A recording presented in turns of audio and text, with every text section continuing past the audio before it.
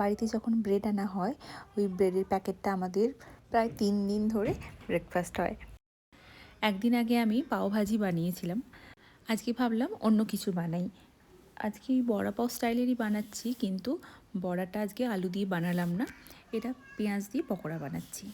তার জন্য একটা গ্রিন চাটনি বানাবো, পালং শাক, ধনেপাতা, কাঁচা লঙ্কা আর সামান্য আদা রসুন পেস্টটা পরে দিয়েছিলাম। ব্রেড বাড়িতে খুব একটা তো আনা হয় না, তবে যখনই আনা হয় এভাবেই বানিয়ে থাকি, মানে একটু ডিফারেন্ট স্টাইলের।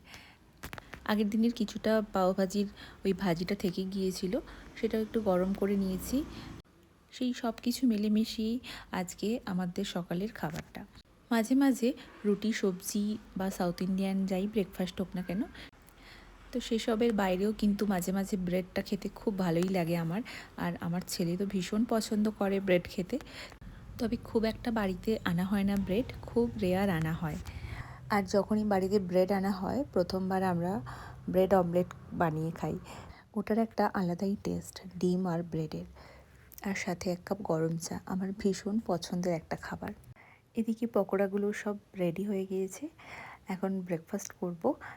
আমি যেহেতু সকালবেলায় চা খাই, সেই জন্য আমার হাজব্যান্ডকে আগে ব্রেকফাস্টটা দিয়ে দিই, তারপরে আমি নিজে একা বসে একটু ব্রেকফাস্টটা করি। আর তখন একটু দিদিদের সাথে কথা হয়, আর কারণ ওই সময়টা ওরাও ব্রেকফাস্ট করে, তাই একটু ব্রেকফাস্ট করতে করতে কিছুক্ষণ ফোনে কথা বলে নিই।